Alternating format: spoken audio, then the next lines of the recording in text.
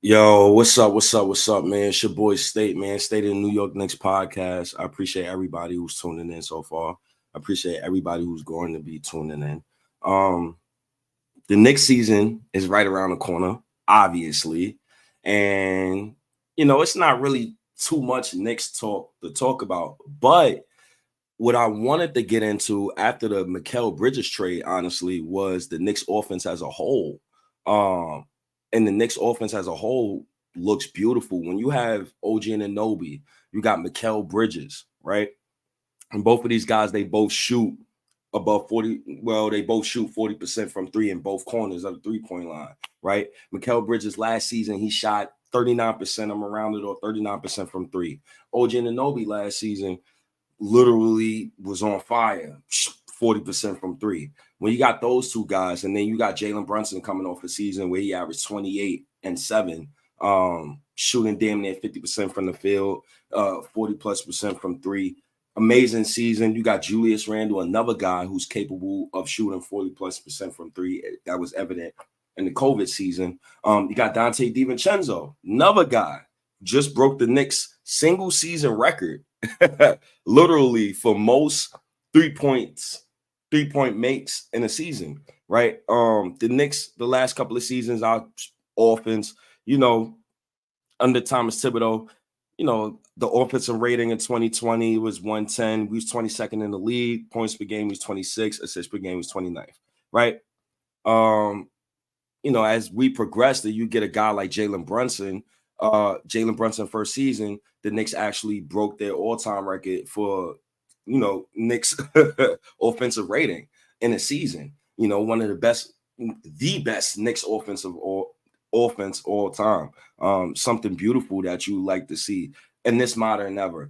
And that's funny because Thibodeau is the coach who's known as a defensive coach. So today I wanted to bring in my guy, Tony Miller, because my guy, Tony Miller, is a guy who, I've been looking at his Twitter and I'm seeing the plays that he writes on his Twitter. I'm seeing the stuff that he writes on his Twitter. Coach professor, right? Basketball coach, man. Once again, man, Tony Miller, man, I appreciate you coming on to the show because I got a lot of Knicks offense stuff to talk about with you that I want you to explain to a lot of Knicks fans. But with that said, man, how are you doing? How's your day so far? And floor is yours.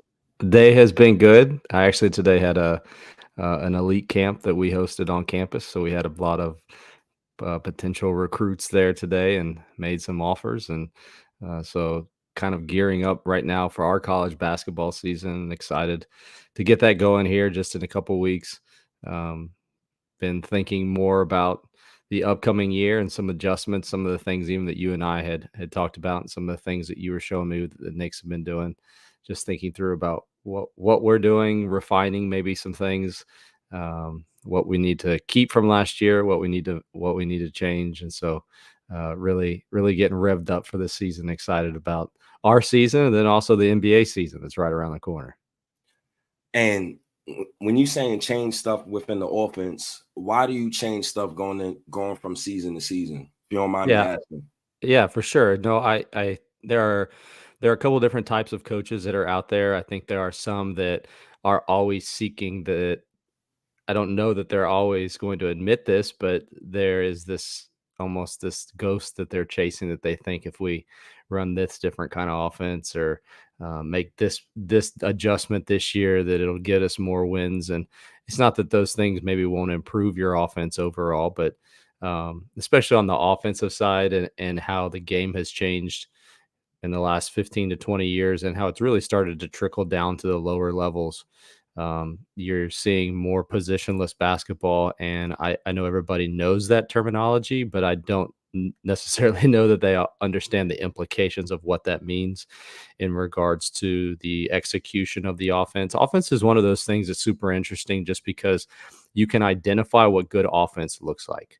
If you and I were sitting down watching the Knicks play or anybody play, and they're moving the ball well, they've got good player movement.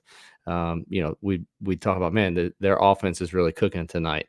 Obviously, it helps when shots are going in, but I think probably most of your fans are beyond the. It's good offense when baskets are going in. It's bad offense when it's not going in.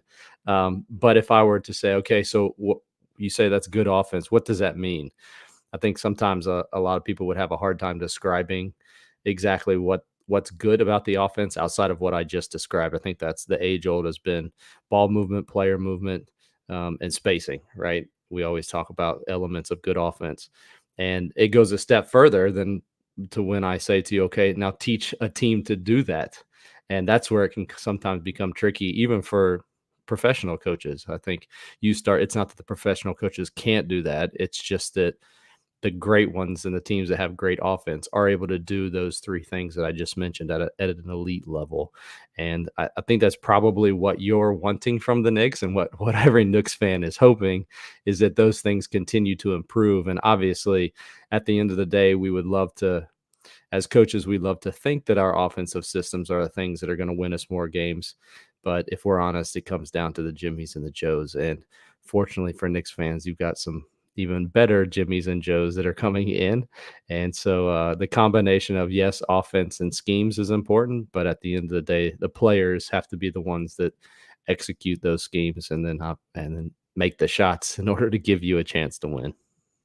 I definitely know Thibodeau, way how he got into coaching, right? How did you get into coaching? Like, what's your love for coaching? Did you play the game of basketball? Where do you coach? And what is the style of, or I don't want you to like give your whole bag, but what is your style of offense that you run? And can you tell me, because I got some slides up here that I want to show Knicks fans. I want you to explain some of these offensive concepts. Can you tell me, if you was the coach, if you was Thibodeau going in the next season, what is the offense that you would run?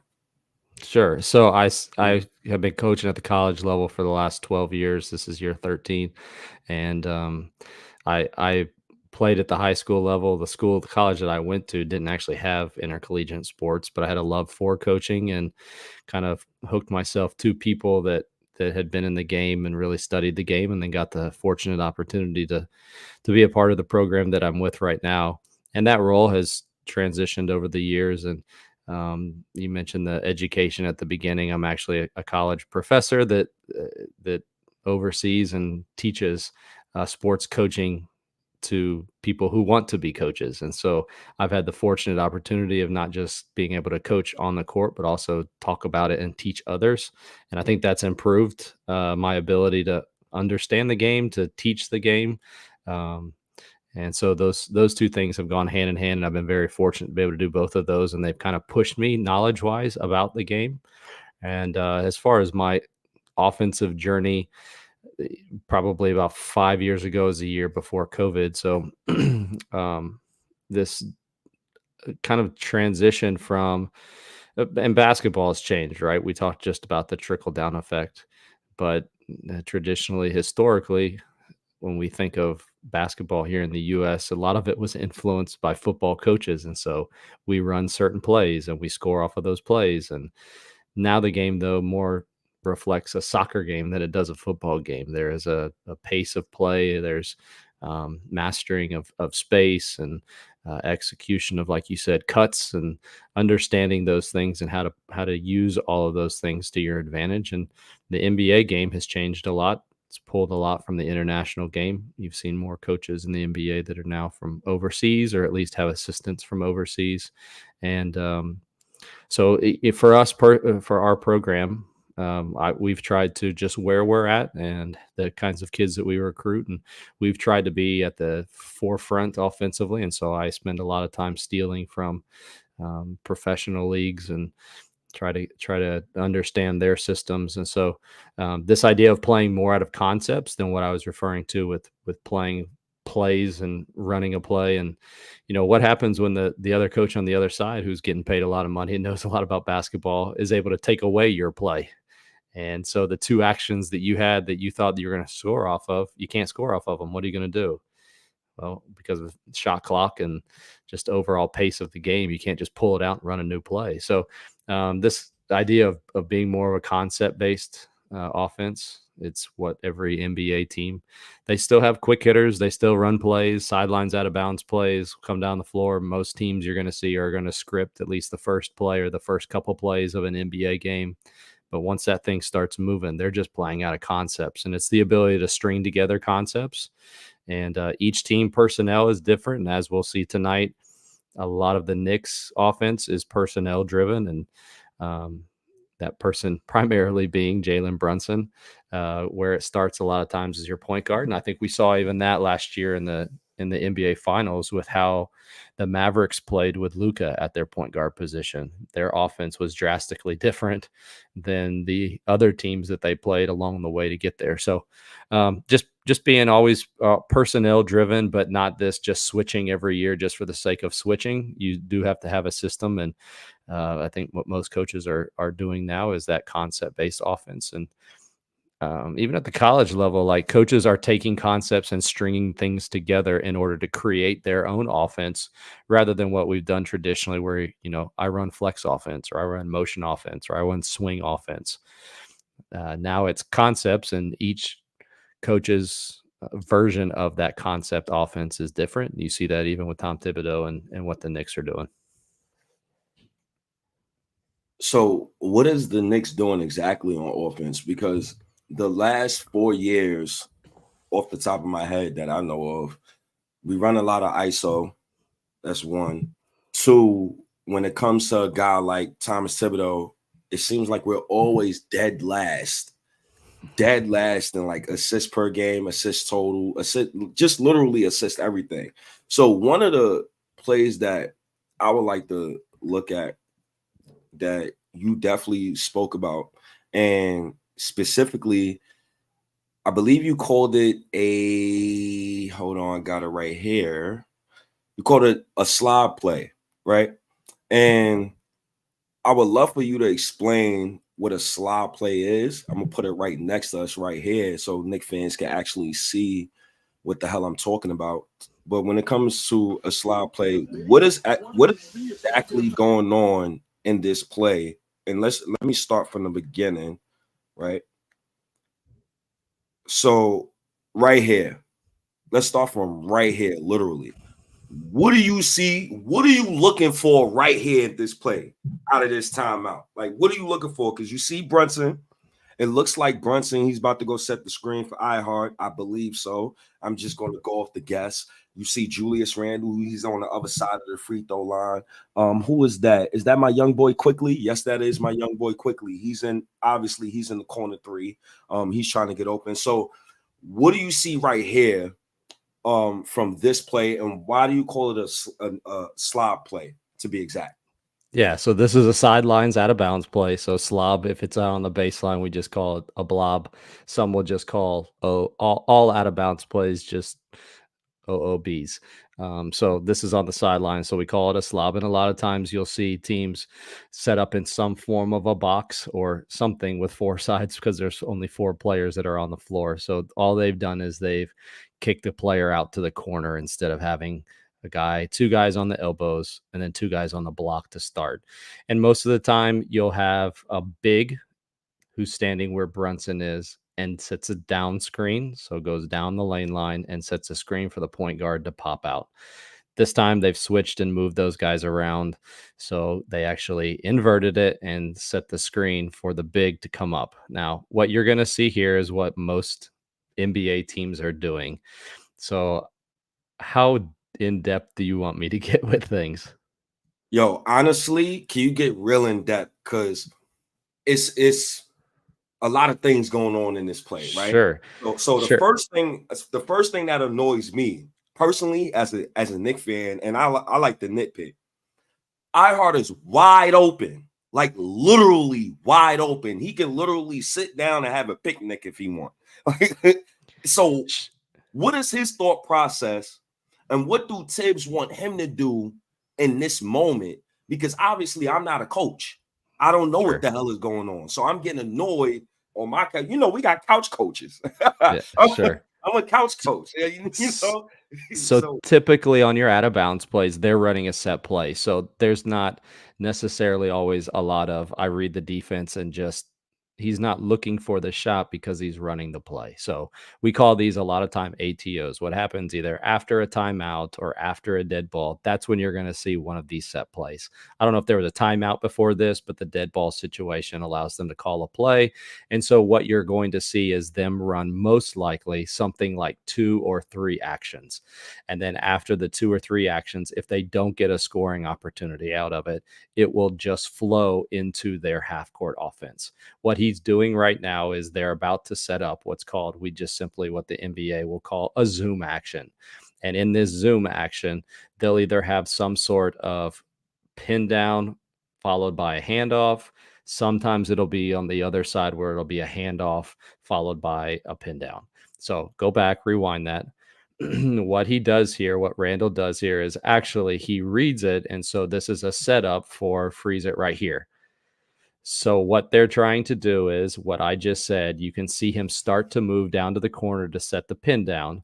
The Celtics know this is coming, but they catch Holiday sleeping and slip Randall to the front of the rim, give him the bounce pass, and he scores at the hoop.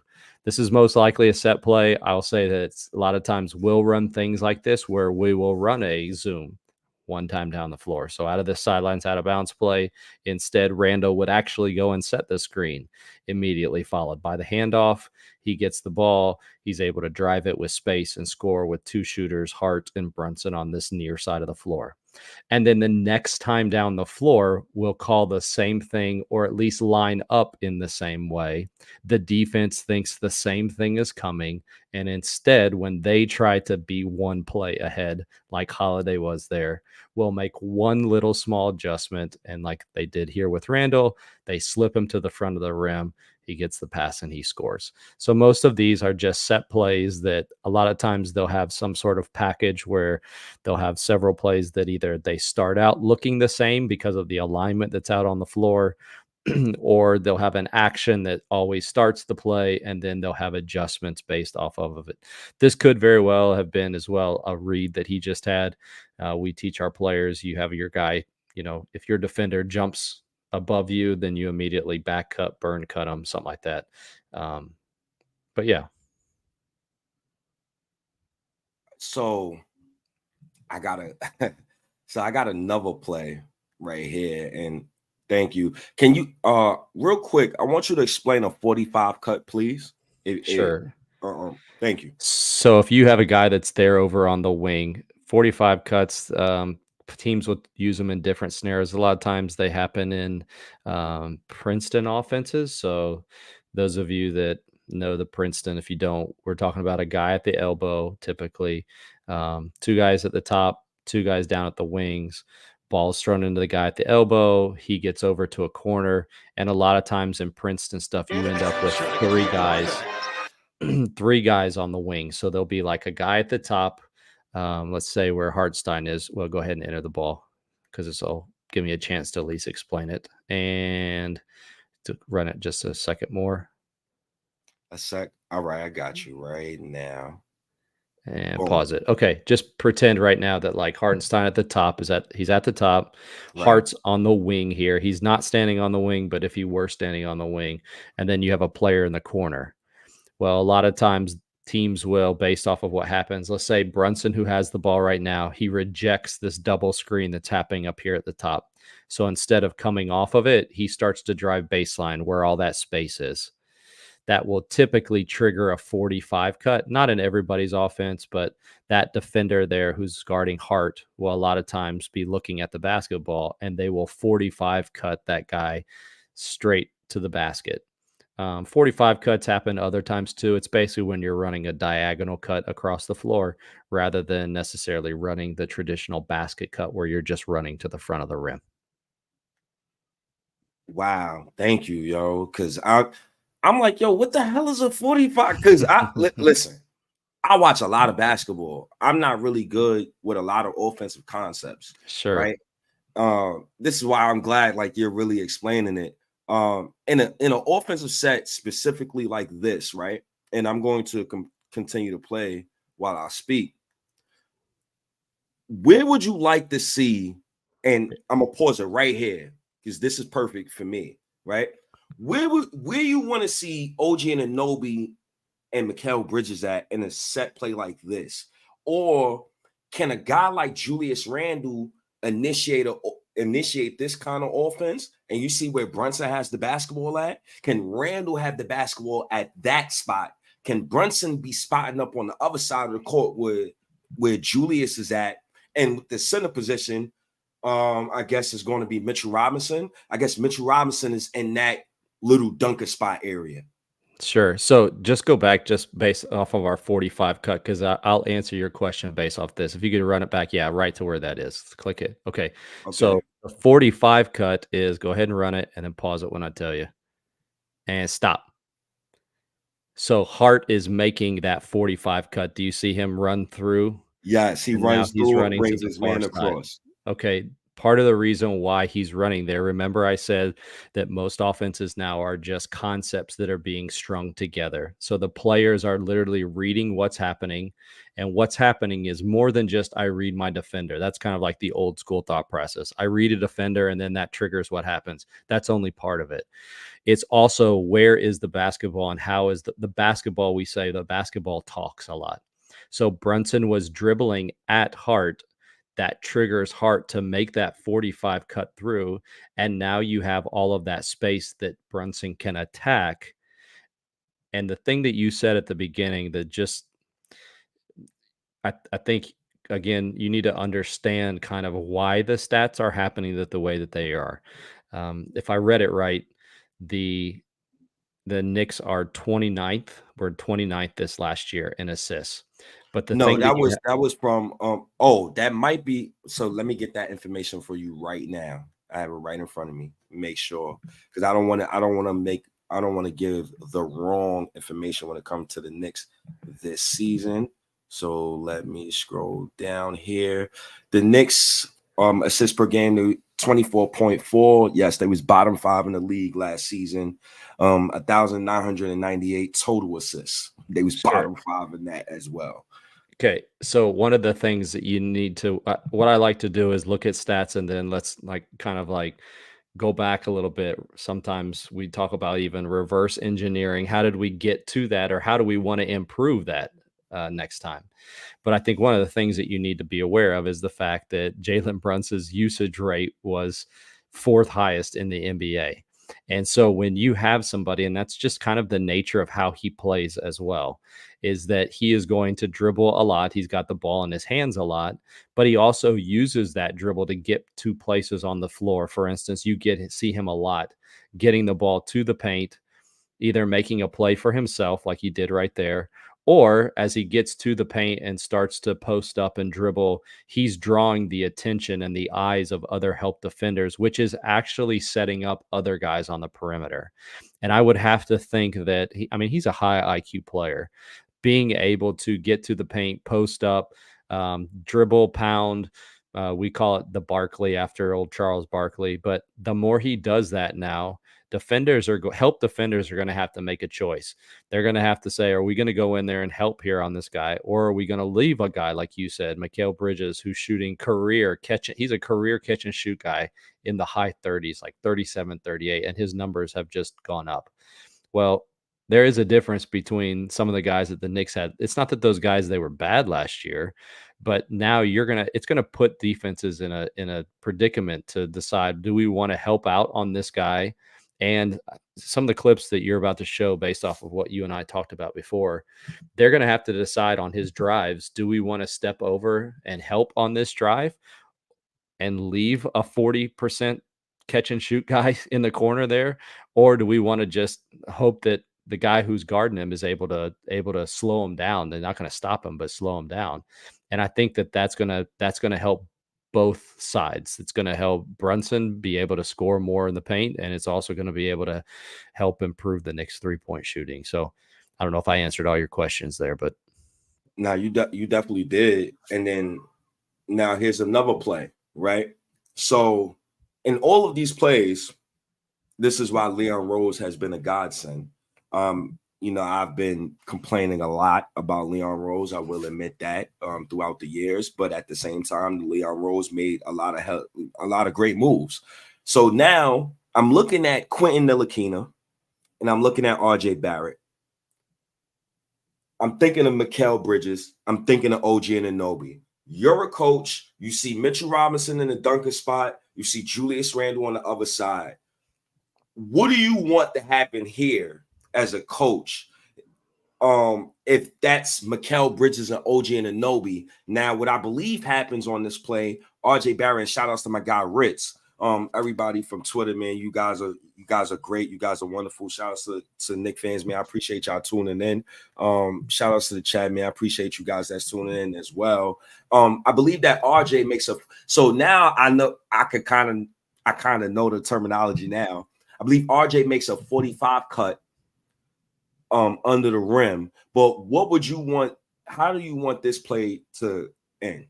Sure. So just again, one of those things helping you understand the concepts. So a lot of times offenses will teach and coaches will teach from that middle position. We talk about, you may hear the terminology like the fence, what's happening on that other side. And so RJ Barrett is the middle of that fence. And that middle guy typically will make that 45 cut to the basket. And what that does is I think a lot of times offenses think like, well, that didn't get us anything with RJ Barrett. But what it's actually doing, go ahead and pause it real quick. What it's doing is what you just saw. It actually, that cut sucks in help defenders, which then leaves a guy open, which is what's happening right now. And again, Thibodeau may look like a great coach this year because now he's got a 40% three-point shooter that's catching that and shooting that. But understanding that our cuts and our spacing, it's not always, I think the old school thought process is we cut to score. We're just looking for that guy on the cut. And if he didn't score, that was a waste. Why do we do that? But space is the name of the game in offense. And so that cut, what that did, that was a perfect clip to show. It drew guys in, sucked in the defense, which allowed the offensive player to fill that space behind the cut. And now it's created this long closeout that most NBA players are going to shoot at a relatively high percentage.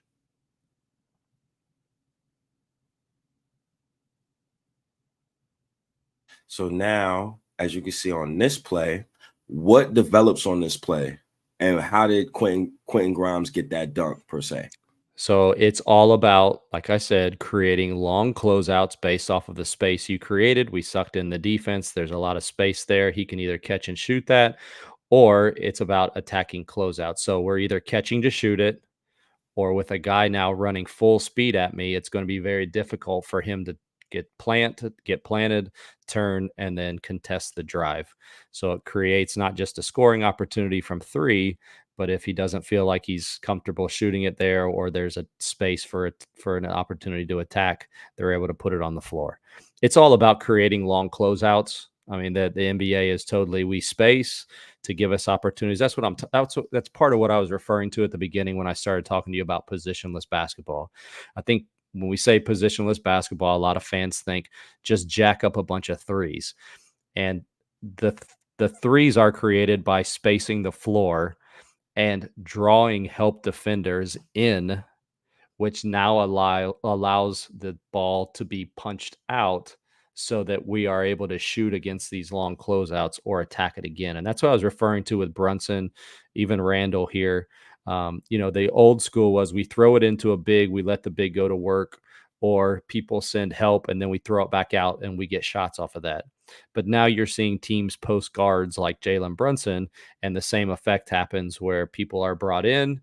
Now he, as a point guard, is able to punch it back out, throw it back out, and get 3-point attempts off of catch and shoot, or one more passes to catch and shoot. Thank you so much, Coach, man. I hope whoever's listening to the audio when I upload this, I hope you learn a lot because I need to learn too as well, like what I'm seeing. Because now all I'm thinking in my head is I hope OG and Anunoby just do a lot of 4 or 5 cuts to the rim and make sure he relocates every time. But this is a play that you put together, a play that you've seen. I would love for you to explain what's going on here. And this is also a lovely app that I use personally. Can you explain what's your idea when you come up with these concepts when it comes to plays? Also, what is the Knicks offense? I don't like what do they do? Is it read and react? Is it Princeton? Because I'm definitely going to ask you about explain what is a flex, what is a Princeton, and all of this nonsense. But I just wanted to give people a visual example of what the hell is going on here, because it's a lot going on the screen. So please, Coach, what you got here? Yeah, so shout out first of all to Fast Model, the company that you were talking about. Fast Draw allows us to be able to drop these plays. This is one of those ATOs, after timeouts, first play of the game type thing, or the first play out of the half, or set play that they call whenever. And this is what we call horns alignment. So you were asking me about what the offense is, and that's why I say it's hard to people want this nice box that, like I said, we talk about being flex offense or Princeton offense. And what teams are doing now is just they're taking concepts and playing out of those concepts. And it's predicated on space and player movement. And where that starts is what is our alignment? So the alignment right on the play that you see in front of us here is horns. And this is something that's been run forever. Um, the Knicks a lot of times will come in, like most NBA teams, they'll come down in 5 out. So you'll have a player on the wing, opposite wing, corner, and then top of the key. Again, that's just spacing. We're trying to create spacing to start the possession. I like to refer to alignment as what do we come down in? Where are our players standing? But then obviously the game of basketball, ball starts moving. How do we maintain space throughout the possession in order to allow the ball handler to create some sort of advantage for us, so that then we can get help defense, and then what a lot of coaches refer to as get the dominoes falling. So what we're just trying to do is make the defense scramble. Somebody rotate, wide open shot, late to rotate and score. And that's where you'll hear, NBA teams, when they get even the preseason, they're working from the very beginning about what happens when there's help and rotate again. The great teams are able to rotate 3 or 4 times. And so creating these actions based off of alignments and create good spacing, horns is a great opportunity to do that. So we come down and we've got the ball handler there at the top. And then you have your typically, not all the time, but typically your bigs, your 4 and your 5 are the guys there at the top, the point of the horns. And then your guards, your shooters are spaced in the corner. And that's for what I'm about to show you here. So 1's got the basketball to start the play. 5 goes and sets a cross screen for 4. And 4 comes over the top of that screen. That's really to create some space, because 5 is immediately going to turn around. So the next screen is what you see in blue. That's the second step. The 5 comes and sets a ball screen. And while that's happening, as he's coming off that ball screen, you've got 2 running across the baseline. And this is what's called an exit screen a lot of times, where 3 steps in, sets the screen, and now 1 can kick there to the corner. This might start to blow people's mind or hurt their brain. What you'll see sometimes is 1 come off of 5 ball screen, and instead of passing it, let's say that they play it, defense switches it, because a lot of times 2s and 3s, they're interchangeable and their defenders are interchangeable, and they'll just switch that. Well, what a lot of teams will do is 5 will now, after he sets that ball screen, run right towards the rim and set a down screen for 3. And 3 will just kind of cut right up the middle of the floor. And so 1 turns around and throws it to 3, and now you got a shot at the top of the key. Well, I don't have it drawn up here, but fans, old school basketball knowledgeable fans will understand a flex cut. So that's when you set a cross screen and a down screen. What I just described for you is a flex action. So we could run actually another step. If I were to draw a second frame for this, you could have that cross screen. They don't pass it to 2, but 5 then runs down the middle of the floor, sets a screen. 3 shoots up the middle. We throw it to 3, and there's a shot there. So that's just, I say that to say there's another action. There's the play's not over. It just keeps flowing to the next thing. And we could throw it to 3, and if that's nothing's there, 4 could come and set a ball screen, and now we come off the ball screen, and I've got that whole side of the floor is wide open. So if 3 could drive it, let's say Hart takes it, drives it. Now he's got the whole side of the floor to play off. If he gets stopped, he turns around, he Barclays. Now players are filling in behind that. Like, there's a ton of things that you could do. It's not just, I think, again, we want this like nice, neat pattern, and that's not how the game is played now. And yo, thank you. I wanna so now it's funny, man. You talking about we talked about the horn set. I want you to talk about another interesting set that I want to share here. And shout out to Substack, man, because Substack, it has allowed me to like actually like give some of my thoughts out on paper, and then I could always refer back to it. So shouts to Substack. Right here is another horn set. I guess you could explain this set as well. But I also have a Jalen Brunson horns over Nash set. I guess matter of fact, let's go right into the horns over Nash set. Matter of fact, I would love for you to explain this offensive set to me. How does this set start? What are you seeing? And hold on, let me make sure we put this. Thank you. So now, it's not. There we go. So now, what's going on here? Because I just see Deuce McBride. He just gave up the basketball to Jalen Brunson, right? So obviously, Precious. It looks like he's about to come up and he's about to set a screen. And it looks like probably Deuce McBride is going to set a screen. You see, I have Josh Hart. He's spotting up in the corner. I don't know who else is spotting up in the other corner, but we're about to find out soon. But at the beginning of this play, and I'm gonna start it over again. What do you see here as a coach? What is Jalen Brunson and Deuce McBride trying to accomplish at the start of this play? Like, what are they supposed to see, and what are you seeing from the sideline as a coach when this play is like beginning? We just talked about the horns play. A lot of teams now aren't just coming down the floor and standing in a horn set and then basically going like ready, set, go. There's something that happens at the beginning just to kind of like create some movement at the top, create some players having to interchange. You see like three players there up at the level of the ball, just trying to like interchange and guard the ball. And what that does is it just creates a little bit of confusion, just a little bit of hesitancy on the defense so that they're not able to just have already been sitting there in that horns alignment ready to defend. So instead you have this, and some teams will like stack guys on top of each other. So they'll have the point guard with the ball at the top and have guys stacked and then play something. Other teams, like you just saw there, will actually put their point guard kind of in one of the horns positions and then hand the ball off to them like there. Like I said, all of it is meant to just kind of create some interchanges that forces the defense to move from side to side and communicate. We're just trying to create a little advantage here. And this is where we were talking about popular horn set. They screen with the big. He dives to the front of the rim. You got Halliburton tagging on the big, and that leaves a player hopefully kind of wide open there at the top. Brunson doesn't throw it back to him. I don't know who that is. Who's number two there? That's Deuce McBride. Shout out to Deuce McBride, who just made a jump shot, paid the kids tuition the other day on ESPN. Shout out to my guy Deuce, man. Yeah, That's that Deuce was a great McBride. shot. Yeah, that was a good shot yesterday over the crowd. That was impressive. Um, but Yep. but this is where we were talking at the beginning. Mm-hmm. You see there helping off. That's Hart in the corner, right? I can't really see it there. Not that's Hart in the other corner, and that's my guy, the big Paisan, Dante DiVincenzo, who's right, So, so you who's in the see opposite now corner. Indiana's got 4 defenders who are in the paint. Oh Remember my I talked goodness. remember I talked to you about those long closeouts. So Yep. now you have Hart who's sitting over there who I think shot around low 30s this year from 3.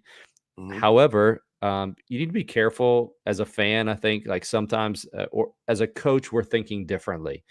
There's a difference between your overall shot percentage and what you shoot, catch and shoot. So Josh Hart is actually like a 34% catch and shoot 3-point shooter. However, a guy like Mikal Bridges is like high 30s, 40% catch and shoot 3-point guy. So Yep. this is what I was Him. referring to at the beginning, where you've got even higher percentage 3-point shooters who are sitting in the corner now. And because of that spacing that we kept with guys in the corner, it's a hard read, but like Brunson could kick it over to DiVincenzo, or he's got Mikal Bridges there in the corner that's able to catch and shoot. And so I think that it's going to help the Knicks offense just because the players are better. Uh, Now you're making that guy in the corner decide, do I want to step over and help guard the ball, or do I want to lead this guy that's a 40% 3-point shooter? And this is one of those two where I'm kind of surprised that this is happening in this game. I can't see. Is this game 6 or game 7? Yeah, I Which can't see which game it is, but my point it is, it like, it, the it's later you go on in a series, the more mhm. the purer basketball you get, and so, like, your every decision is being made at a high level. There was a lot of scouting going on, and it's gonna like I said, it's just gonna be tougher for teams to guard because you've got better shooters that are sitting there in the corners. Yeah, man. Because as I'm looking at this play and I'm looking at it develop, so Brunson had about he had two options. He could have threw it to Dante in the corner. He could have passed it back to Deuce McBride for a wide open three. Uh, he could have, if he wanted to, he could have threw it to Josh Hart. Uh, but he scored. Shouts to JB, man. JB has been such a revelation for the New York Knicks. Such a great basketball player, man. I really enjoyed Jalen Brunson joining the Knicks. Second here, I got a Spain pick and roll. So incorporating a Spain pick and roll could be lethal with Brunson as the ball handler and Robinson rolling. Set up the shooter like OG and Anobi to set a back screen for the roller, forcing the defense into tough rotations, opening up space for corner threes. Shouts to Knicks Film School. I got a nice example right here for Knicks Film School. But before I even start the video for it, can you explain to the people that's listening what is a Spain pick and roll? Where the hell did it come from? If you don't mind me asking. Yeah, so as the name implies, the Spain national team and just the teams that are over there run a lot of Spain action, All right, let's take and a look at this. what you're getting is a ball screen. So typically it's your big who's setting a ball screen for the point guard. And immediately after that ball screen is set, so there's go back just a second because you asked me about this. They came down the floor, so freeze it right here. I referred to 5 out. So you've got your 2 guys there locked in the corner. You've got Brunson there in the top wing, your big at the top, and then the other big. So they come down in 4 and 5 out. They swing it, and then they're going to set what most people call away. So he's going to go away and set the ball for Brunson. So go ahead and do it.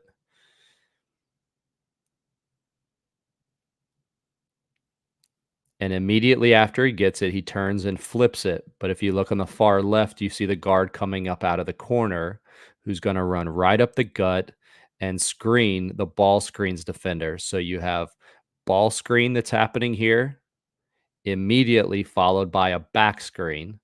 And what that does is it creates what I call consecutive actions. So now the defense is having to guard not just a ball screen, but also a back screen. So you've got multiple guys that are having to communicate. And what ends up happening is it creates several scoring opportunities. You see the first one here, which is the lob. If the guard who's defending the screener, who's setting that back screen, doesn't help, and even if he does, that guard is typically undersized, and you can throw it over the top for a lob. But what it also does is if both players sink in and guard the big who's rim running, then now that guard who's just set that back screen is able to pop. So go ahead and play it. And then after, don't freeze it right. Keep going. Right here. Okay. So now you see that guard, Brunson could have kept the ball and then thrown it back to the guard who's now popping to catch and shoot. Or remember what we were talking about, just play to the next action. What a lot of times will happen is that defender who's guarding this near side wing will rotate up. And now you have the one more pass to the wing so that now that guy has a wide open shot.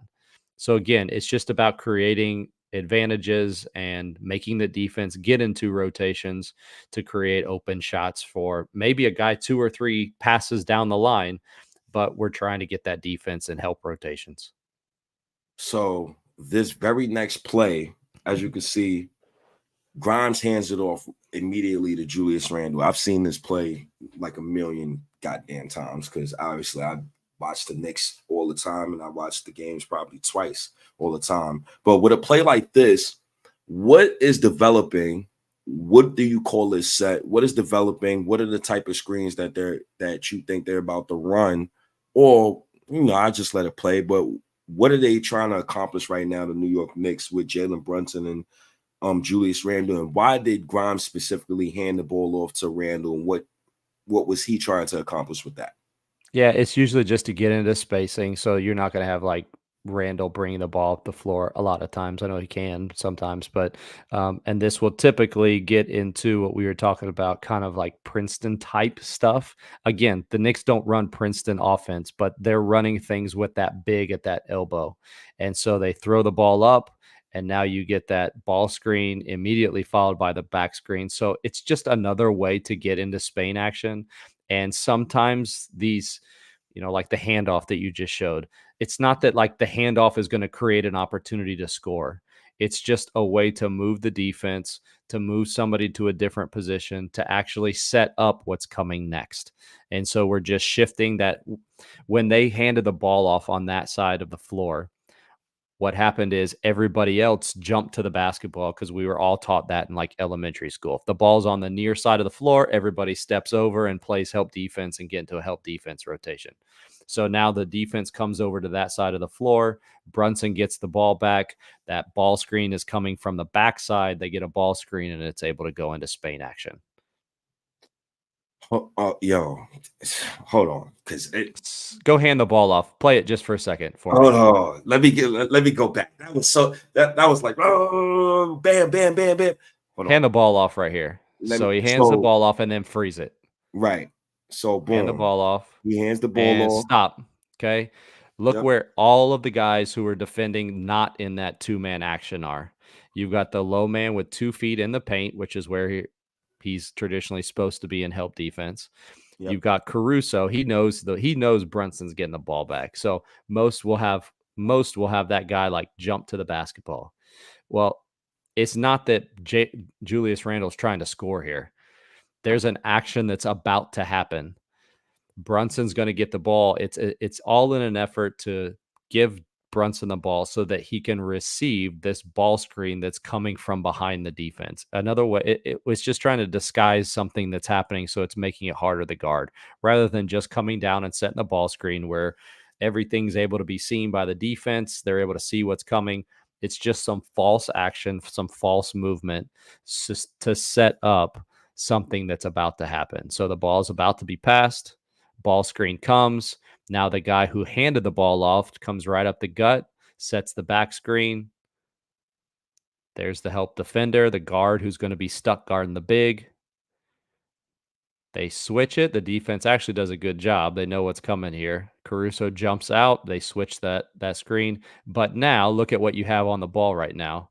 There's a mismatch. I wouldn't, my guys are not going to be able to do that. But when you're Jalen Brunson, he had the option there at least to be able to shoot from long range and obviously knocked it down, or take that mismatch and create a scoring opportunity off the dribble.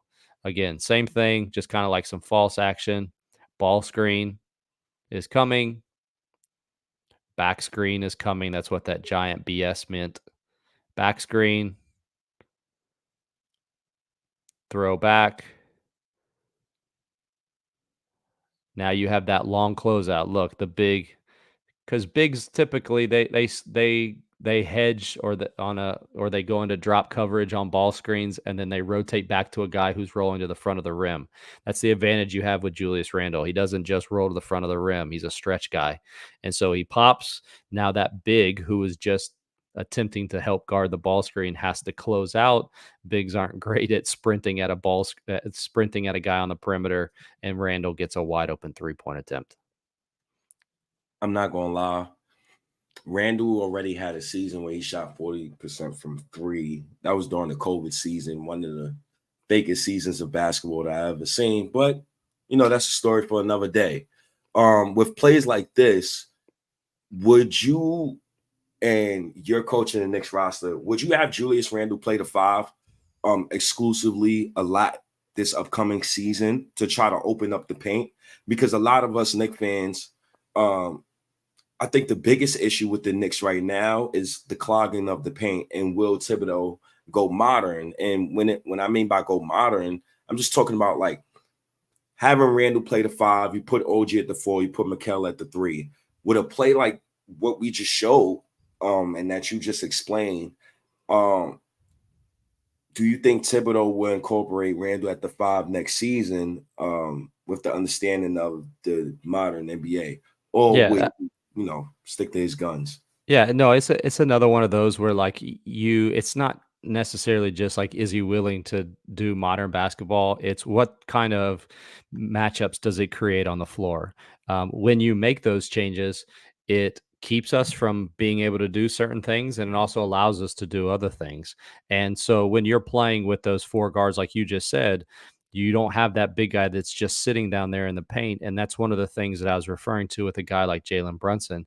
He likes to get down into the paint and make plays either through that dribble underneath, which I like to call the Nash after Steve Nash, where he keeps dribbling underneath, or he likes to get down there and turn around and start with that Barkley where he's dribbling. And if you can have him down there doing that with four other shooters now spaced around the perimeter, like I said, you're putting the defense in a position to decide, do we want to go down there and help against a guy who can just bully his way against our other guard and score? If so, now you basically, I call it, you invert the floor. So traditionally, we have the point guard who's out on the perimeter making plays, right, for everybody. Well, now I've got my point guard in the paint and the basket being right behind him.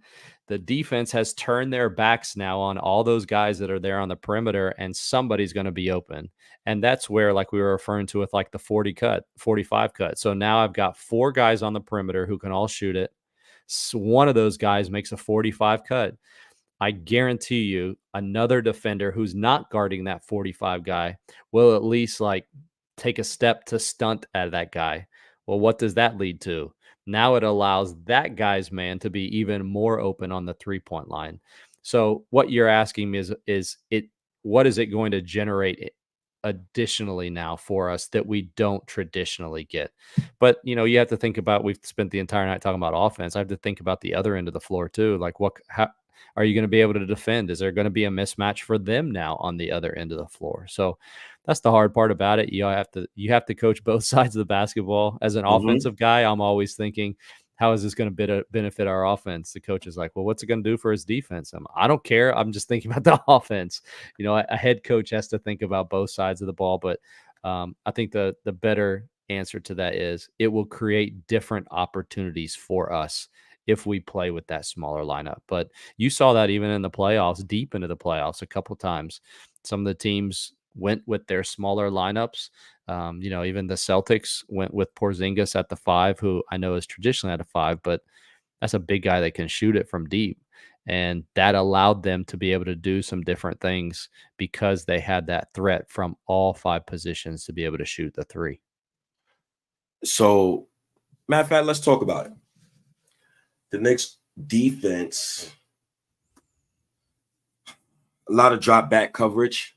I believe that was due to personnel wise.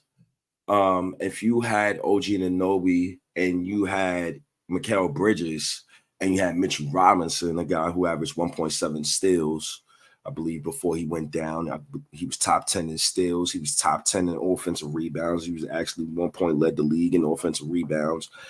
Great shot blocker, second in Knicks history in total block shots. What kind of defense would you run? Would you have OG Anunoby guarding the other team's best offensive scorer, or would you have Mikal Bridges doing that job? What would you do with Julius Randle? Randle's a sleeve of a defender. Love Randle. I don't think he could defend like that. Well, he did sport the third highest defensive plus minus in the COVID season, so he can defend if he's up for it. But how would you operate with the Knicks defense? Also understanding Jalen Brunson, I believe he's top 3 in the NBA in charges drawn last season, so that's a form of defense as well. But how would you do the Knicks defense? This isn't any great insight, but it's about matchups. And if you can't guard a certain matchup, then you're then you're in trouble. And so you asking even about like guard the other player's best player. The thing where you start becoming similar in size and length, which is what some of those guys, those newer Knicks guys, are going to be able to provide for them at any level. But more so maybe at my level, the more your defenders can look similar, the more opportunities you have to switch everything 1 through 5. And that doesn't always present itself at the NBA level because you can't necessarily always do that against a team's best big man or against their big man. You can't have Jalen Brunson switching over to a 5 to guard a 5 or anything like that. But those other guys then become a little bit more interchangeable. So I guess to answer your question, with the guys that they have, you may be able to switch things a little bit more.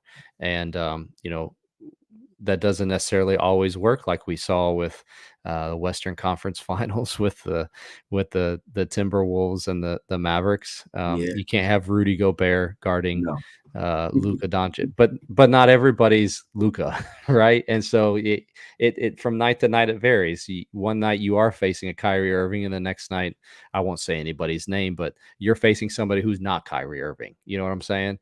But what you do get is you get similar size in order to kind of limit the disadvantages that you maybe sometimes create on offense. So here's right here a drill that you posted. Now in this drill, what are you trying to accomplish with some of these kids? What are some other drills that behind the scenes that you do or that coaches do in general with certain guys on any Sure. level?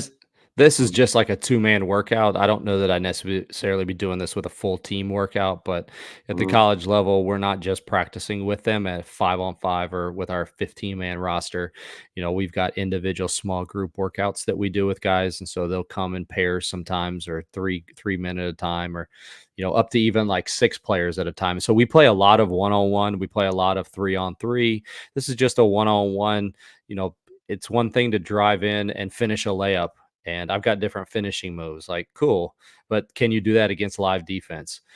This isn't totally live defense, but at least it forces your offensive players to be able to look and see another body out there and then make adjustments based off of what they see, the positioning of the defender. So we do a lot of one-on-one. We do a lot of the 3-on-3. This is one just to focus on footwork. We don't do this a lot, but you stop and think about it. You coach many teams, you would be shocked to see how much of defense is played or attempted to be played with hands. And part of that is guys just don't feel like they have the lateral quickness to stay in front of people. So there's a holding, grabbing, that kind of thing. This is just to overemphasize not using their hands and not allow them to use their hands. And like I said, we don't do this a long time or a lot, but it is to improve angles. You can see even that, not the greatest of angle, but to improve angles and really overemphasize to them, force them to overemphasize taking the right angle, moving their feet, that giant push step to have an explosive lateral step. So just kind of like some different constraints and changes to manipulate what we want to emphasize and teach or get better at. The reason why I like posting these defensive concepts is because defense is a skill, and you said footwork. Uh, can you explain, since you wanted to get away from the offensive side, can you explain the footwork that you need on the defensive side of the ball, and why is a guy like Rudy Gobert? Because you watch the NBA playoffs like I do. I mean, you watch college basketball like we all do. We all watch a lot of basketball. Why is a guy like him continuously targeted by other teams in the playoffs? Is his lateral movement slow? Is he not good on the perimeter at all? Like, what's going on there, man? Like, Yeah, what? like we were talking about, like once you get to the playoffs, especially, there's a lot of switching that goes into the defensive schemes, and intentionally getting a guy like that to switch onto where you just have somebody who's quicker. I mean, somebody that big can oftentimes not be great all the time laterally. It's not that he can never guard the ball, but just not great laterally. I do think just in general, defense is one of those where we oversimplify it. It's just like work hard. The team that works the hardest is the best on defense. Like effort, energy, working hard, whatever way you want to describe it, those things are important to playing great defense. And you can take a defense to the next level if you have those things. But there is also skill. And I think sometimes the skill is undertaught. Something as simple as on ball defense. Probably most people were taught a step and slide. So if I'm guarding you and you start to go a direction, I step with whichever foot you take that first dribble, and then I slide my foot behind it. That's how coaches have been teaching it forever. If you step and slide, you're going to be in trouble. Being able to instead like push step. So I lift my front foot, but push and be explosive with my back step.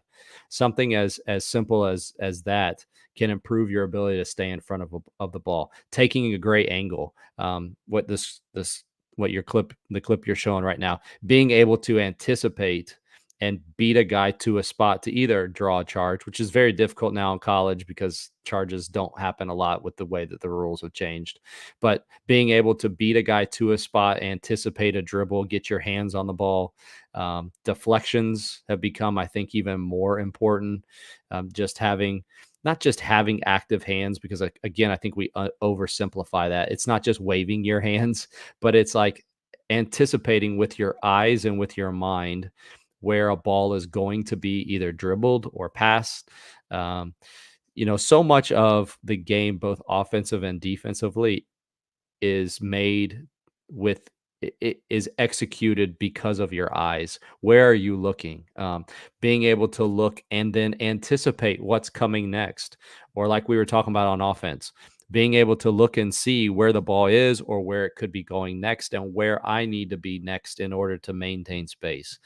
Defensively, like I see you up in a pick and roll situation as my teammate, and I see that you're about to get screened, me anticipating that and taking that extra step over early to be the help rotation. And so I take a step early. My teammate, who is also watching, sees that I step over, he anticipates, and he helps the helper. Like it's more than just effort, it's also the eyes. And so training the eyes to see and then the mind to make decisions based off of what you see is really important, I think, for coaches today. So, I'm This just this is exactly what I was talking about. So this is, if you want to run it back to the beginning, but this is a help and rotation, 3v3. I think there's four guys. I don't know, four offensive players out there. There's three offensive players out there. This is identifying early. So when we start the drill, we put the defense at a disadvantage. So we create an opportunity where our offense is beat. See how the defender is behind him right now? So that forces the help defender to help and commit early, which then gets the rest of our players in defensive rotations. It's very difficult over the course of a game to just like allow a help and rotation to just happen. How many times have we been a part of practices where we're like, all right, let's practice working on feeding the ball into the post and then playing off of that through split cut or Laker action or something like that. And then we go out and play 5-on-5 and we get the ball into the post one time in the first 10 possessions. And then you as a coach are just ticked because it doesn't happen. And so we just naturally set up those opportunities with advantages or disadvantages here for the defense. And that forces now the defender to step up. Everybody must rotate behind him. We get back to neutral. Okay, guard the basketball right there. That's kind of early. And then we force a big to take a shot with only a few seconds left in the possession. now, because I'm just coming through all of the things that I've seen personally that I'm like, okay, understandable. I'm trying to understand what this team is doing. Can you explain this defense right here specifically that you spoke about on your page? So now let me run the play. You just tell me when you want me to stop. Um, Okay, so ball screen right here. Hold up. And two guys came to the basketball. Offenses are all trying to do that. They're trying to bring two guys to the basketball because if two guys are guarding the ball, that means somebody else is wide open.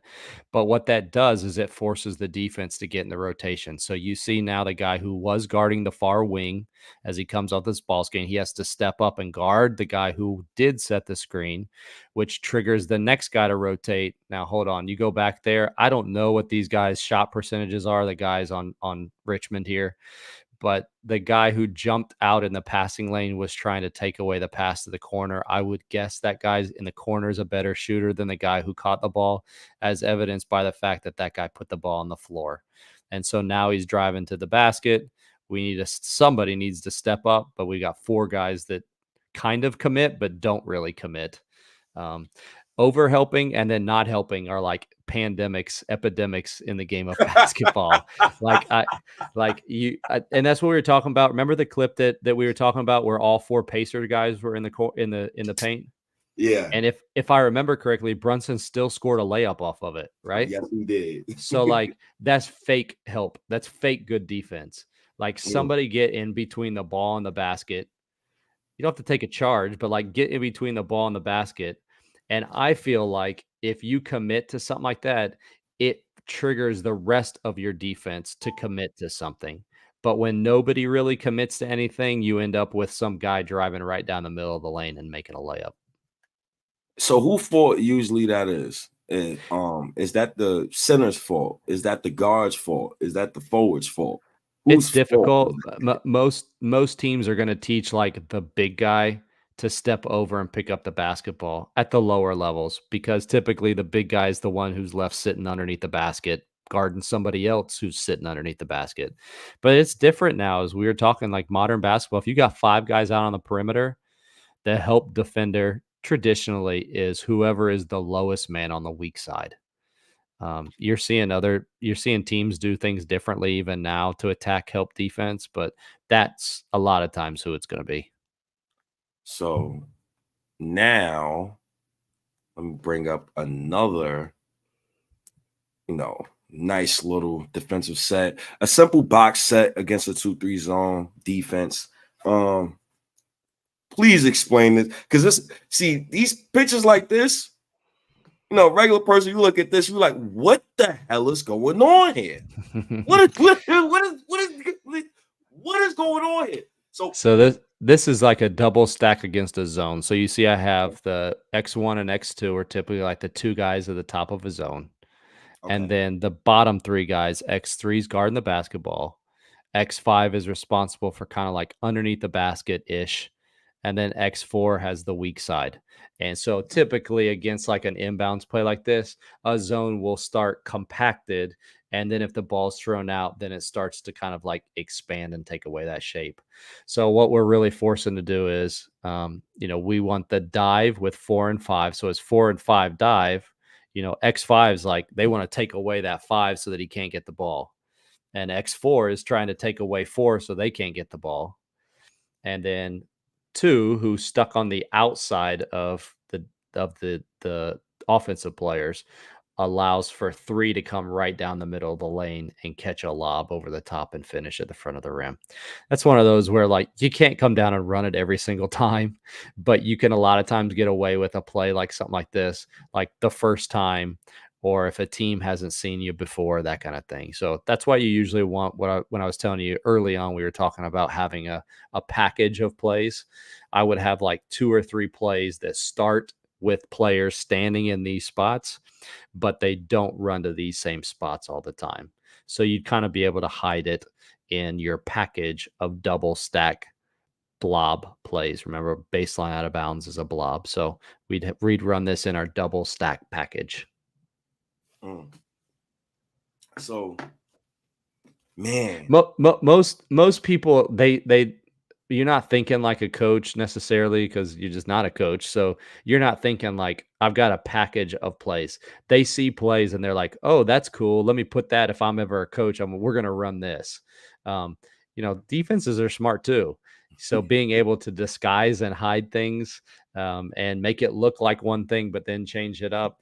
If you're a coach out there, like, don't just grab 20 plays that you're like, these are cool, but they have nothing to do with each other. Because if I'm a coach that's coaching against you and you go out there and you got 1 play for 5 out, I'm like, they're running their 5 out play. This is real easy to guard. And that's even what I was talking about, teams playing out of concepts rather than playing out of plays, because at some point your plays become easy to scout. We want to play at a concepts where it doesn't look the same all the time, and we're forcing the defense to make decisions about how you want to guard us. So the one thing I usually, since we're talking about defense, right? The one thing I hate about Thibodeau, the man never run a zone. So I don't know too much about zones. I would love for you, for the audio listeners, shout outs to what is this, 310 people? I appreciate you, 310 Knicks fans who tuned in right now live.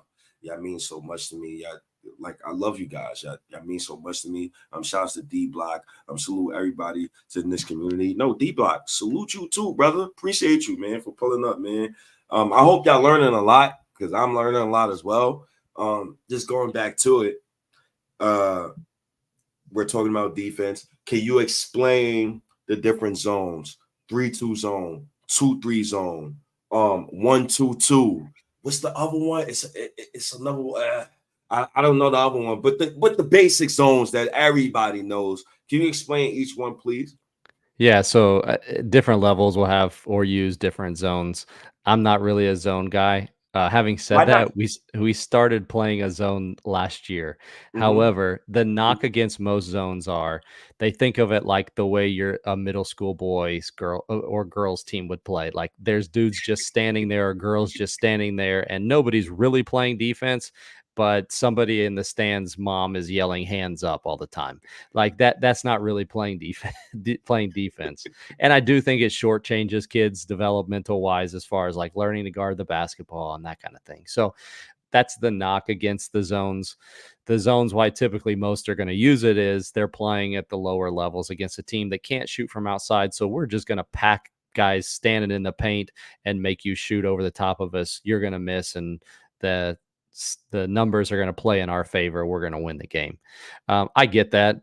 The zone that we use is a type of zone that's actually you get out, you pressure. It's a little bit different. The point is this, okay? Remember what I talked about your eyes and how important that it is. When you play zone, it makes the offense see something different. There are people standing in places where you haven't had to attack before. The rotations are different. Where you run is different. But there's a reason why you don't see teams playing zone for 48 minutes. At some point, they're going to get comfortable in seeing where people are, in seeing what rotations are, and they're going to pick apart your zone. Add to that what I was just saying with the high school or the junior high or the middle school, like those kids can't shoot. The guys in the NBA can.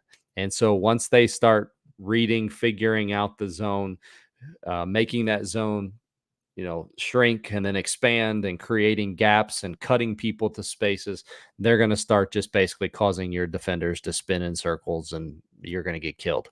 However, it can be a great strategy to run one possession down the floor, 3 possessions down the floor. It's just that what I was referring to at the higher levels, after about 3 or 4 possessions, offenses get comfortable in it and it becomes ineffective. So like nobody's going to run it for half a game or an entire quarter.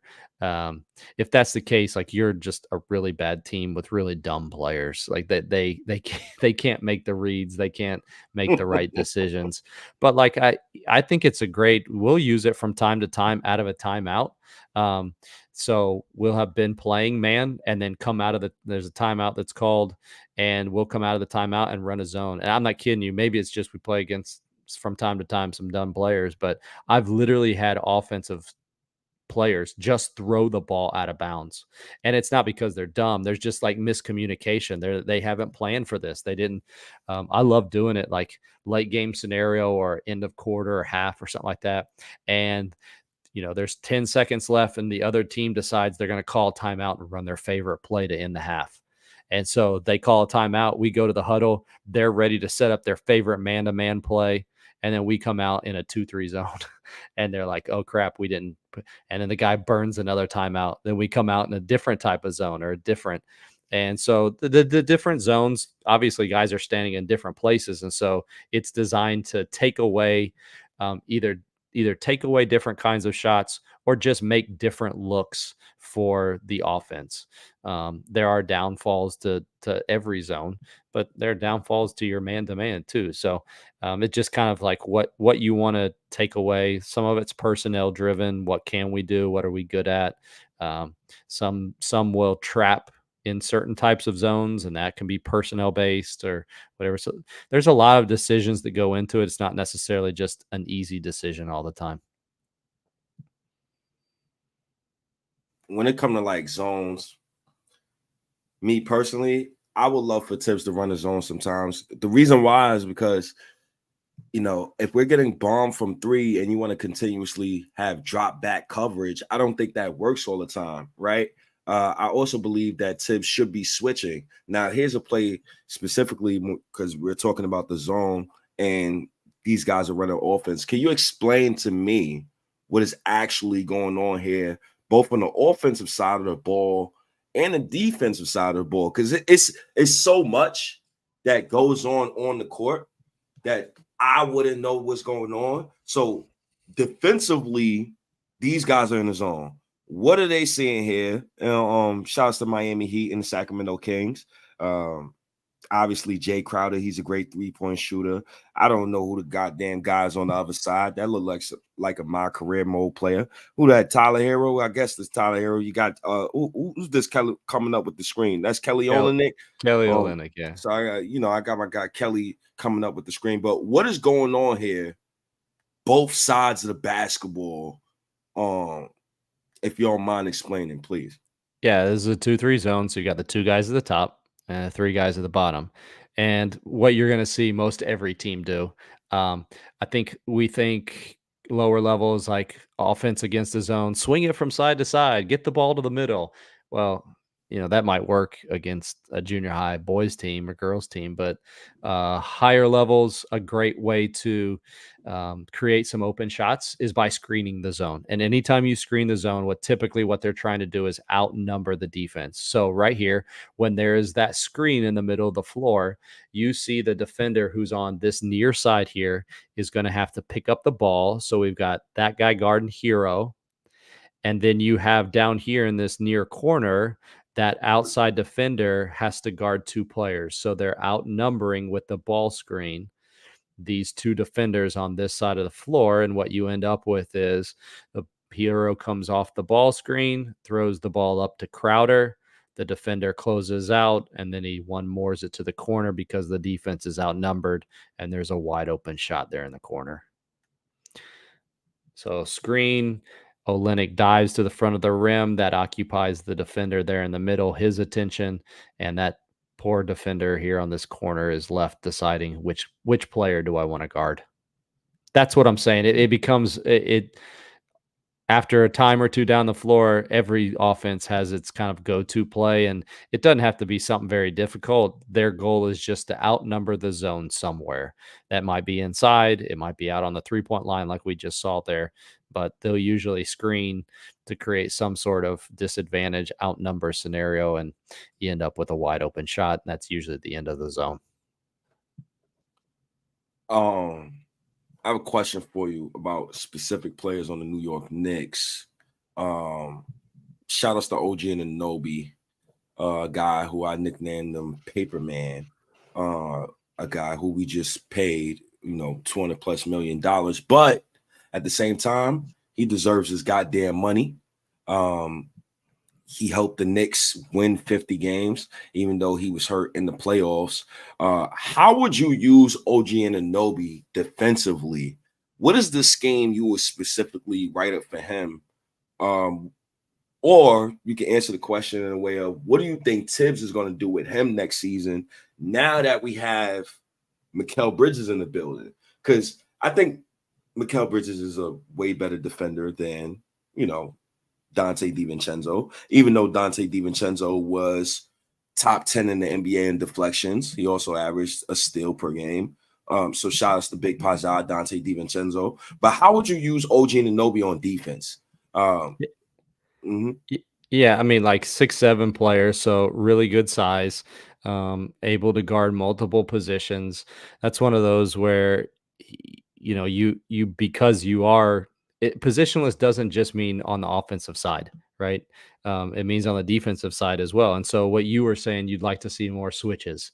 Well, you can put a guy like this in more scenarios where he has a switch and not have to drop back. And what that does is it neutralizes then what we were referring to. Like it neutralizes the advantages that offenses create where they can't just come off of something and create a shot, or more likely come off of a ball screen or some sort of action that then forces somebody to help because you're switching on to a guy with another guy that has length, that has size, and that has some lateral quickness. So it's not, I'm not saying that he's going to be able to stop a Kyrie Irving or somebody like that, but being able to guard more positions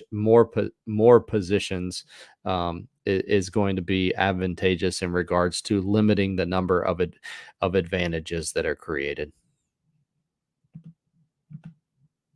For me, when it comes to a guy like OG Anunoby, I love his defense. I think he's a guy that you have to continuously switch him off anybody. I think he's a guy that you could use him as the free safety. So, in my opinion, what the Knicks should do next season, they should have Mikal Bridges guarding the other team's best player, and they should have OG Anunoby playing free safety. And then you should run a switching defense. I believe that Mitchell Robinson can guard in space, but it's up to him to stay healthy. What's your view? What's your view on Mitchell Robinson and his defense? And do you think he could hold up a whole season on the back end? Yeah, Speaking of, oh my God, Mitch. I don't have the numbers, but he split quite a bit of time, right, with at least one or two other guys. Yes. Like the season is so long, it's oftentimes just kind of like a war of attrition, like who's healthiest towards the end of the year.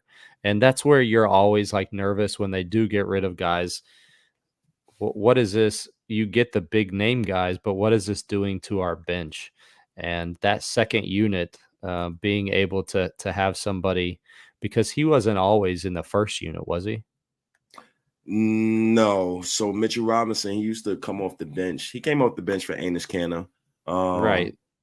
You know. So again, like being able to come off the bench with somebody like that is great for your second unit. Do you still have that if he's not coming off the bench? And you can't expect him to play extended minutes.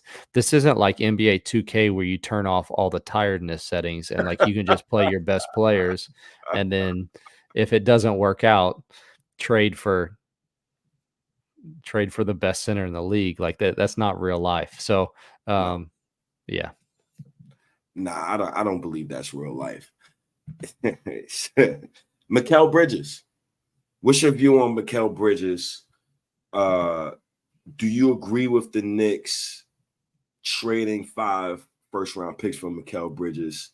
And what's your take on Mikal Bridges and his defense? Mikal Bridges in his best season, I believe he had a 14.9 usage rate. He was second in the NBA in Defensive Player of the Year award winner voting. Stellar defender, very, very strong, doesn't get hurt. What's your take on Mikal Bridges and his defense?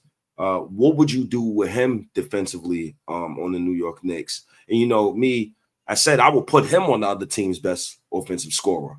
I'm not putting OG on that guy. I believe Mikal is a better on-ball defender, and OG would be better served as an off-ball defender. Sure. You understand? Yeah. No, and again, that's one of those where not all, for the average fan, like defense is defense, but for a coach, not all defense is the same. We even had a kid that he was actually a D1 transfer that came from a D1 school to us and was an incredible shot blocker. And when I say incredible shot blocker, I don't think that anybody thinks anything other than like somebody shoots it and they block the shot. He was actually a great shot blocker as a secondary defender, like as a help defender. So he was like, if you were the guy that was guarding the ball and then your guy decides to shoot over the top of you, this kid was incredible at coming over and blocking shots and averaged a lot of block shots over essentially help scenarios. That's different from just being an on ball being able to block somebody's shot. And it's the same thing for defensive players in general. There are a lot of guys that are great on the ball, and then there are other guys who are better served off the ball. Not all defense is the same.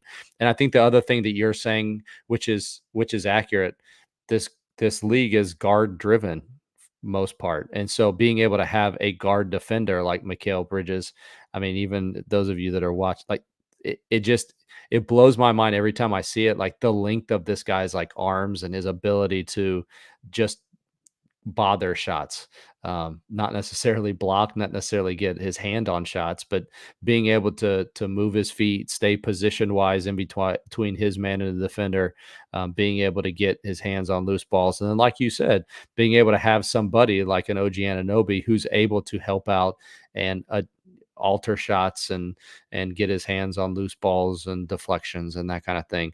It's the unit, right? Like we're even dealing with this at the college level, even more so with the whole transfer portal. Is I don't have these guys in for a long period of time. And what you ask about Mikal and them trading 5 players, it's very evident that the Knicks they're done like building towards something in 5 or 10 years. Like they're ready to win. Right? 5 picks, I'm sorry. But you know what I'm saying? Like they're ready to win right now, right? And so like we're going to go all in, but for any coach, the key is how can I get these 5 guys or these 7 guys, whoever is in my rotation, how can I get these guys to play together and to work together? It's not just like being buddies. It's like how can we figure out each other's games and play well together? And you mentioned the usage rate for Bridges. It's not that Brunson's not a team player. It's just that when he was traded to this team, he had the ball in his hands a lot. It'll help him. It could potentially help him to be able to have somebody else like this where he doesn't have to have the ball in his hands as much or doesn't feel like he has to have the ball in his hands as much. But how fast can you get him, Bridges, the rest of the guards to figure out that working together, to play together, to maximize your potential? Again, I think a lot of times as fans, we think like this can work or it can't work. And it's not always it can or it can't work. It's like it can work really well. How can we get it to work really well in all the pieces? Like you as Knicks fans, you still haven't, even last year, you still haven't played with like your entire roster in a playoff. Like how is that team going to do when you do have Julius Randle back in addition to all the pieces? Like there's how can, as a coaching staff, how can you get this team to play together and maximize that? That's like the key. It's not we need better players or we need different players or I think this guy can start doing this. Like how can we maximize the group that we have and get this group to play together? Yeah, that's very true. Shout out to Emmanuel Mudiay. I just see the man Mudiay on my laptop screen. I almost wanted to throw up. Oh my God, I almost had a flashback real quick. Oh my God. Knicks fans who just seen that. I'm so sorry. I'm just trying to make this is my first time, coach, that I've played with the sharing the actual play and stuff, and then going back and then sharing it again and going back. And it's fun. It's difficult as hell. Tough. Yeah, it's tough. You're doing a good job, though. You're doing a good job. I'm sure everybody watching isn't enjoying it, though. I appreciate it, and it is 379 people who's watching live right now. Appreciate all of you people who's watching live right now. Shout outs to you, Coach. Coach switched my whole. I can't even look at my phone no more because he said, "Man, the hell with the offense, man. Let's talk about some defense, man." What happened with the NBA and college when it comes to defense? Why hand checking can never come back? Why are we seeing the tic-tac fouls called? What is going on? Because I'm pretty sure you watched the Olympics this summer. Dudes was getting, oh my God, he was getting hit all in. And I was literally like watching the Olympics. I'm like, That's a foul. They calling that. That's a foul. They calling that. And every time I said that's a foul, they calling that. No call. They was letting them play. Why is it not as physical no more? What happened? And you as a coach, you're in a game.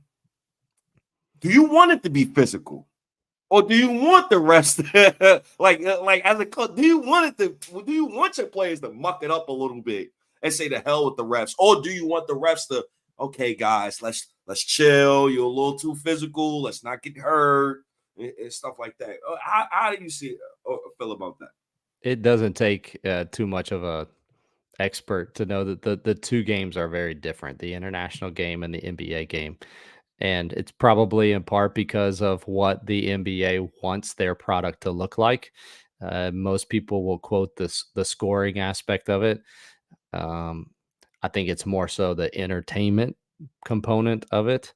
And then obviously we are entertained by scoring. And so how can we increase the entertainment? I think also though that it's just the way, as we've spoken several times tonight, about the game itself and it being positionless basketball and the emphasis on spacing. And it's just hard. It's hard to guard elite athletes in space when you are trying to guard against somebody as shifty as a Steph Curry or as quick as a Kyrie Irving or whatever. Like, it's hard to guard those guys in space. And as I told you with that drill that you were showing with the bands above people's heads, it's hard to play one-on-one against somebody without using your hands. And so, I think the adjustment overall is just for the game itself. But you're also referring to not just what's happening on the ball, but there's guys running off of screen just getting cross-checked and um, even on rebounds and shots around the basket just getting clobbered and that kind of thing. As far as a coach, what I want from it, you just want things to be consistent so that you can know what you're playing against that night and the rules that are going to be called that night. And you can make adjustments when you know what it's going to be like over the course of, for us, a 40-minute game.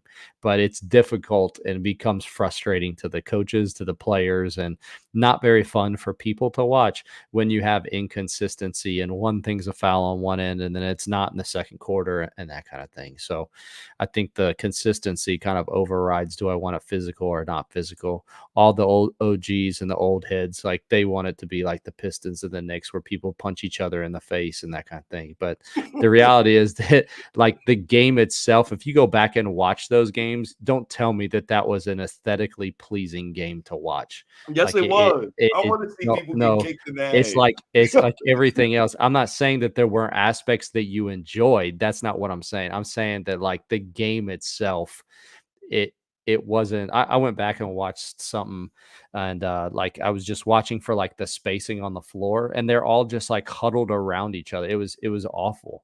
Um, but anyways, to answer your question, I don't care one way or the other.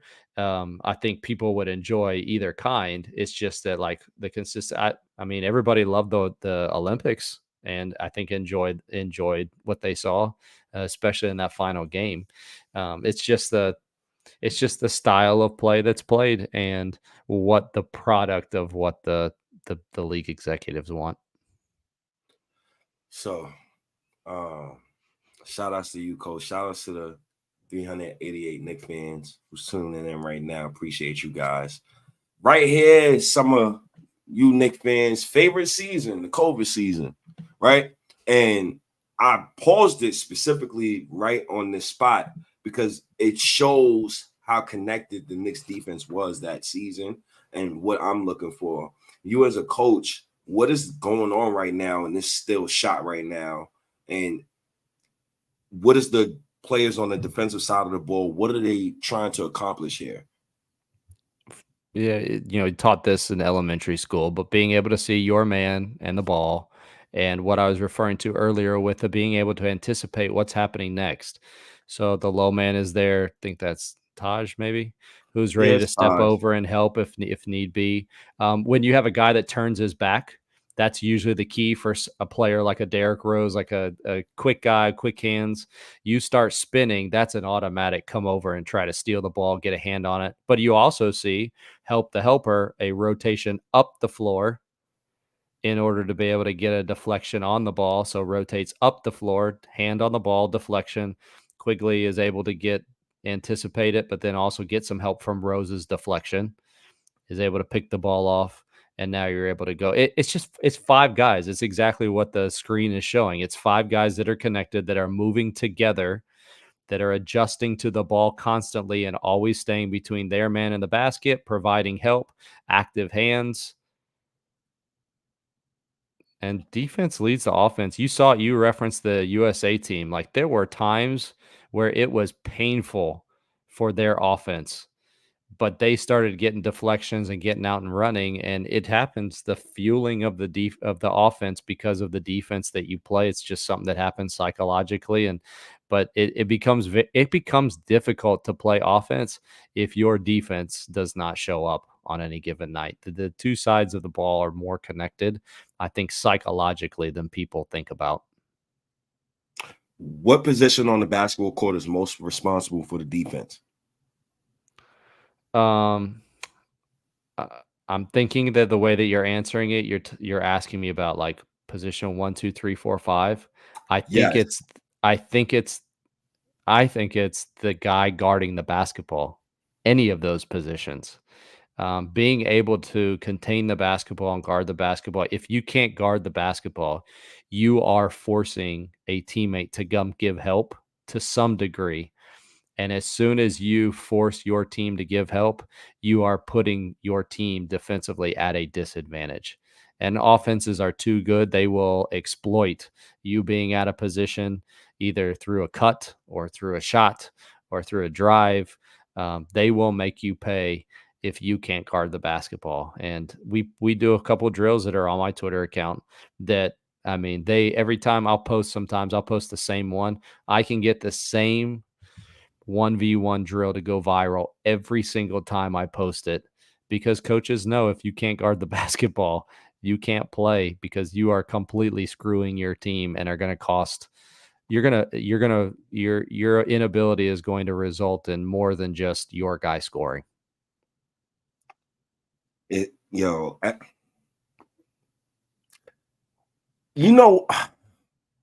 can I put this? There's no more Ron Artest type defenders. The NBA doesn't allow it. It's annoying at times. I'm gonna be honest with you, Tony. I had so much fun watching the Olympics because they allowed players to play through contact. The problem with the NBA is you got foul baiters. I don't like foul baiting basketball. I don't like the way Joel Embiid plays the game of basketball. You got to play the game the right way. If you don't play the game the right way, you won't win a championship. But with players like that, is that a skill? Like to always foul bait guys like that? Is that a skill of footwork? Is that a skill like knowing IQ or understanding the rules of the basketball game in its entirety? Because I hate it. I can't take it.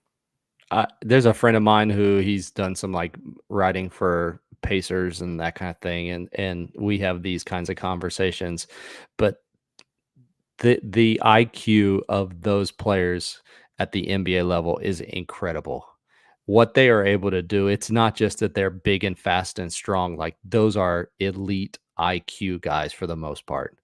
And I don't know if you've ever played against guys like that, but I've played, pick up and that kind of thing against guys professional, and they're phenomenal. And to be able to take advantage of the drill of the rules of the game is a skill. And that's all Joel Embiid is doing. And I thought it was actually hilarious at the Olympic Games to watch him attempt to do the foul baiting, and the officials to basically just look at him. And it lasted about 2 or 3 games, and then he realized, like, I can't get away with that. Like, I can't do that anymore. And so I think, like, being able to adjust to the rules, there's a part of gamesmanship that goes along with that. And I agree with you. I don't think it's, again, aesthetically pleasing as a fan to be able to watch it, but they are taking advantage of the rules that exist there. And if you want those to change, then the NBA is going to have to change them. Otherwise, nothing will change. Oh my God, the NBA with this catering to the offense is super annoying. I'm sick of it. Don't like it. Don't understand it. With that said, Coach, my Lord, I had you up here. I had you up here longer than what I expected. I'm not gonna lie. I apologize. Well, I hope Sorry. it was worth it. I hope people Hell, enjoyed it. hell yeah. God damn it. This is why I say to you, now that we're on live, because I want to make sure that I get you on a show a couple of times this season, because sometimes a lot of us Knicks fans, we don't know what the hell we're talking about when it comes to the Knicks offense, right? Including me. Sometimes I don't know what the hell I'm talking about when it comes to the Knicks offense, right? But you're really passionate about it, and you guys speak with some authority, so I give you props for that. How can I say this? When you sound like you have confidence, That's right. Fake it till you wake it, brother. it always sound like you're right. That's right. I don't know what the hell I've been talking about for the last 2 hours. I just been making stuff up, but you've been believing what I'm saying. Oh God. That's not true. That's not true. Tony, I definitely want to get you out of here, Coach, because I want to make sure I want to respect your time. My fault. I apologize, man. This is crazy, but I'm definitely gonna have you on here again. All right. Yeah, I appreciate you having me on. And it's crazy because I was just going to talk about offense this whole time. Like, that's why. And then the next one, I was going to talk about defense. But you know what it is? Defense wins championships. Go ahead. You was about to say something? My bad. No, I wasn't. I don't necessarily agree with what you just said, but at the end of the day, it typically is the team that's able to stop the other team from scoring. So I can't totally disagree with what you're saying. Wait, hold on. Defense wins championships. All right. So have you heard of the book? Dean Oliver is the man who wrote it, and it's a concept of the 4 factors. Have you heard of the 4 factors? No, I would love for you to explain it if you don't So mind. the 4 factors are the 4 factors that matter most to winning. This is not just um, this is not just like a guy's opinion. This is the statistical analysis of what goes in, what is the formula for winning. So the first one is effective field goal percentage, how well you shoot the basketball. That accounts for the greatest percentage of whether or not you win a basketball game. Another factor is rebounding, your rebound percentage. So of the possessions and the opportunities for rebounds, how much of those does your team actually get? The next one is turnover. So turnover percentage, again, how many possessions do you have? How frequently do you turn the ball over? And then the last one is free throw rate. Like how frequently are you getting to the free throw line? Once you get to the free throw line, how well are you making your free throws? Those ideas, we've been talking about them for as long as I've been around basketball. But this is like as things have become analytically driven, which I know a lot of people don't like. The point is this. The point is this is like analytics just describe what happens the most in basketball games. That doesn't mean that it happens every time, which is why you need thinking people to make decisions. In my opinion, you are somewhat foolish though if you just make decisions based off of what you feel is right, because sometimes what you feel is wrong. It also means that sometimes the analytics are wrong. So don't get me wrong with this, but I think that analytics allow you to make informed decisions. And one of the things that analytics tells us is if you win, so if it's my team against your team and my team has the higher effective field goal percentage, your team will win the majority of the time. It's been shown that if you win the effective field goal percentage and you win any one of those other categories, you win something like 90+% of the time. If you win 3 of those categories, like you're probably not losing. If you win all 4, there's no chance that your team had an opportunity to win. So what I'm saying is that, like what we were saying, offensive and defensive side of the ball, they're tied together. The defense wins championships. If I keep that other team from scoring because my defense is great and they have a low effective field goal percentage, I have a better shot of winning. But that also assumes that you were able to score on the other end. You can have the greatest defense in the world, but if my defense keeps your offense, or if you just had a bad shooting night, my defense wasn't great, you could still win the game. And your defense, that's why you see teams that they may play great defensively, but they still lose the game at the end of the day. So I do feel like as the further you go into the NBA playoffs, the better defensive teams, those are the teams that are there at the end. But there's also the aspect of like those teams can score and they're able to end up with higher effective field goal percentages than the other team that they're playing against. So I don't disagree with you, but it's there's more to it than just that. I've been watching too much Thibodeau, man. Yeah, he will brainwash you into saying the defense is the thing. But I think even why that, like a coach like that, though, I mean, they're adopting new offensive concepts and that kind of thing to incorporate into theirs, because you can't argue against things that have been proven to analytically be accurate. That's very true, man.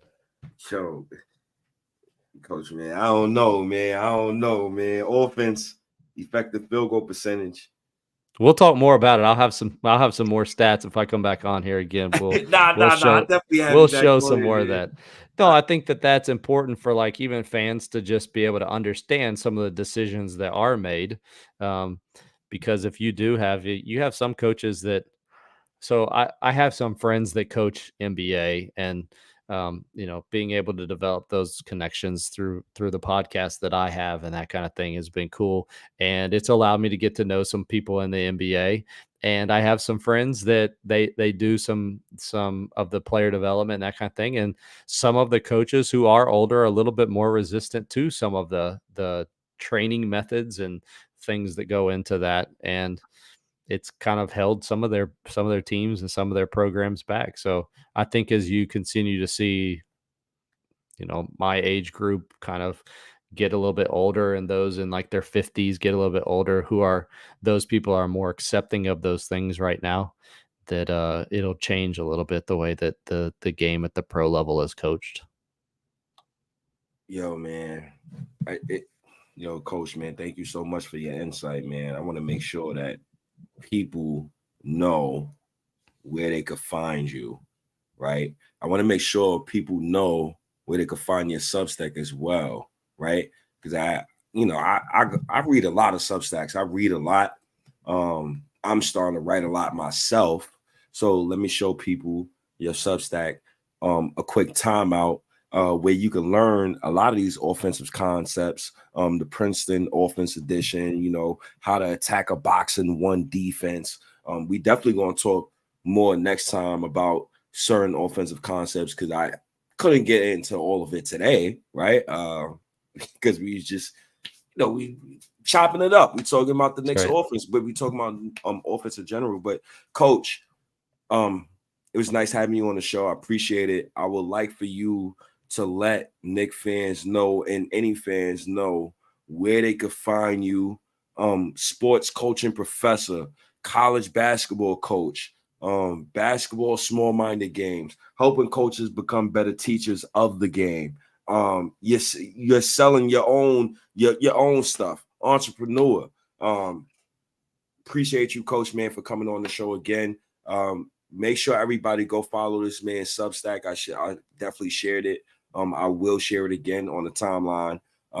Coach, what you guys say, man? Appreciate you once again, man, for coming on to the show once again. It's such a blessing to have anybody who comes on the show that share their time with me. It's almost 2 hours. I got to get you out of here because I want to make sure I don't get in trouble. Right? Hey, my wife might be hitting you up on Twitter here in a minute to have some words with you. No, I appreciate you having me on and appreciate you plugging all that stuff. But yeah, quick timeout, the Substack. Go to Google and type in a quick timeout, and you can find the website that has podcast stuff on it. It has interviews with coaches. I've recently kind of made the switch over to, like we're doing tonight, with the video base, so that coaches can see breakdowns, like we talked about, breakdowns of those coaches running their offenses and talking through their offenses. And I think fans are wanting to become more informed about things so they can understand what's going on out there. I was joking with my friend today, like I watch a football game the way that I think most people watch basketball games. Like I'm just watching for cool plays because I don't know exactly what's going on out there all the time. So I just try to kind of inform inform people about things, and like we talked about, plays and concepts and the thought process behind running an entire system. And it's not too in depth, so if you're not super into that, you'll be able to pick up on it. And if you are a little bit more inclined to understand what's going on out there, then you'll enjoy it as well. So I've got a free version that I send out every Sunday. So tomorrow morning, subscribers will get an email, and then there's a paid version of it if you want that has a little bit more. It's out once a week in the middle of the week as well. So yeah, always cool to come on and talk with basketball fans, and I appreciate you having me on tonight. Yo, Tony, thank you, man. Thank you, man. This is such a blessing. Once again, I thank you, Knick fans. Knick fans, y'all the best, man. 439 people we actually tapped out at watching live. It is such a blessing every time I do one of these shows. Knick fans, I'm out of here, man. It's your boy State. Shout outs to my guy Tony Miller. Shout outs to my guy Rick, who actually did the instrumental for getting us out of here. Peace and blessings, everybody. Tony, peace and blessings to you too as well. Thank you, brother, man. It means so much to me. I learned a lot tonight. I'm going to be talking to Knick fans about 45 cuts all season. Glad I could contribute. But I'm definitely going to try to get you on here during the Knicks preseason. Try to see what the Knicks are doing during preseason and see how that goes off to the regular season. But sounds good. Thank you, Tony. Thank you, Knick fans. Appreciate you, Knick fans. I'm out of here. It's your boy State. Peace and blessings. Got my guy Tony in here. Appreciate you, Coach. One love.